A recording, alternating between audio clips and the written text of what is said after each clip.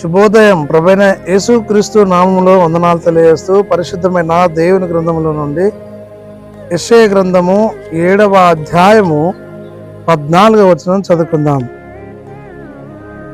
యెషయా గ్రంథము 7వ అధ్యాయము 14వ వచనం చదువుకుందాం.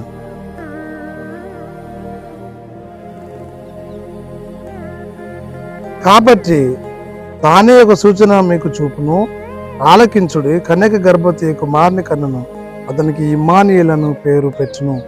ప్రార్థన. పరిశుద్ధుడా, ప్రేమల తండ్రి, వందనాలు స్తోత్రాలు చెల్లిస్తూ వాక్యము ధ్యానిస్తుండగా మీ సన్నిధి మాతో ఉంచి నడిపించి దీవించి ఆశీర్వదించమని యేసయ్య నామంలో ప్రార్థించడికి వేడుకొంచున్నాము తండ్రి, ఆమేన్. ప్రవక్త అయిన యేసయ్య ద్వారా దేవుడు రాయించినటువంటి మాట మనం ధ్యానిస్తుంటున్నాము. ఆమె యొక్క కుమారుని కన్నును, ఆయనకు ఇమ్మానుయేలు అను పేరు పెట్టిన మత్తయి సువార్త 1వ అధ్యాయము 21-22 వచనాలు మనం చూడగలం.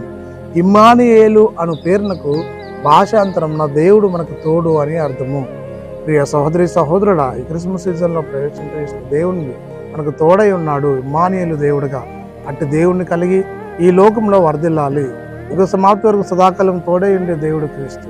ఆ ప్రభువునందు విశ్వాసం ఉంచి సంఘంలో సమాజంలో వర్ధిల్లి దైవాశీర్వాదం పొందుకున్నట్లు పరిశుద్ధాత్మ దేవుడు తోడై ఉండి నడిపించిన గాక.